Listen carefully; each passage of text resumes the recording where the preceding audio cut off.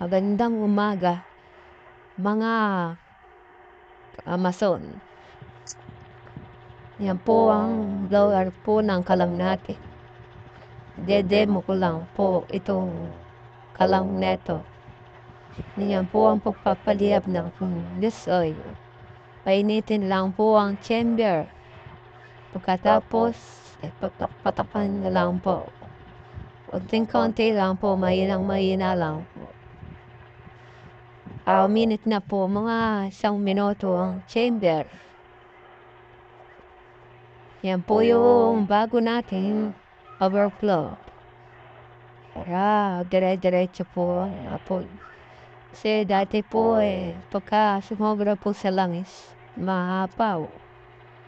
Kung mga mason, dahan-dahan nyo lang pong buksan yung mga blower para hindi po mamatay. Yan po nag-reliab na po yan. Araw lang po kasi kaya hindi niya po makita ang apoy niya. Yan. Ang number 2 lang po yan. Speed po sa hangin. Malakas sa apoy. Ayan po, blue po siya. Kung nakikita niya po, blue po yan. Yun. Oh. Yan lang po ang pagdidemo ng kalang. Pagpapaliyap. Simple lang po, mga pamason. Yan, patak-patak lang po yan. Huwag niya pong paakalakasan ng langis. At hindi naman pumatao sa langis siya.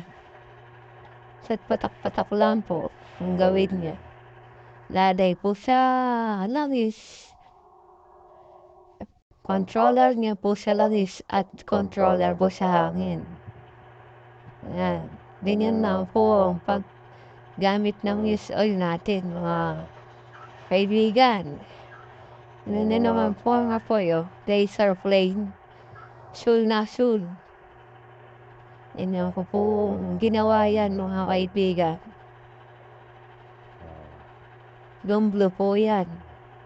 Dati, nung bago-bago pa lang po gumagawa at lagi try, laging gawa, testing.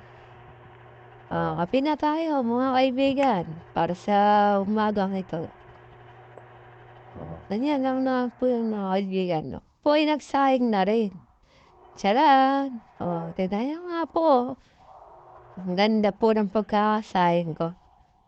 Napundaya yan mga kaibigan. Diyan po talaga kami nagluluto. Yung luluto ng kanin, ulam, prolo, ulam.